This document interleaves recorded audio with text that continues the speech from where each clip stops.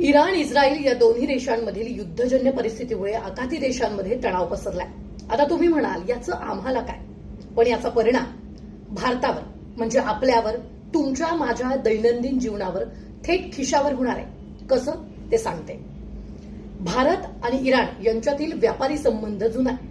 सध्या भारताचा इराणसोबत जवळपास $1.68 कोटी व्यापार सुरू आहे. जर हा संघर्ष दीर्घकाळ चालला तर भारत इराणला बासमती तांदूळ, चहा, साखर, फळं, मांस आणि औषधं हे निर्यात करत असतो.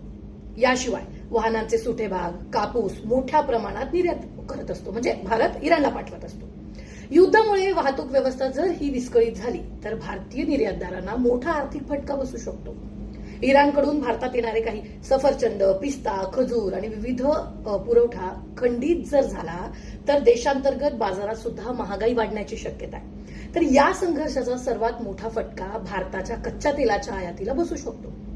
भारतात जवळपास 40 ते 50% कच्चं तेल हे होर्मुझच्या सामुद्रधुनीमार्गे येतं आणि युद्धाच्या परिस्थितीमुळे हा मार्ग असुरक्षित झाला तर तेलाच्या किमती गगनाला भिडू शकतात, ज्याचा थेट परिणाम सर्वसामान्य नागरिकांच्या खिशावर होईल.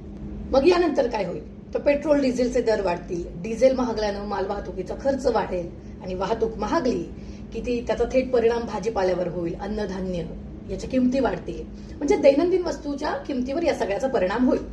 मग आता वाढती महागाई रोखण्यासाठी आरबीआय व्याजदर लावेल, त्यामुळे नवीन आणि जुन्या होम लोन वाहन कर्जाचे हप्ते वाढतील आणि यात सगळ्यात महत्वाचं म्हणजे युद्धामुळे गुंतवणूकदार सुरक्षित गुंतवणूक म्हणून सोन्या आणि चांदीच्या खरेदीकडे वळतील.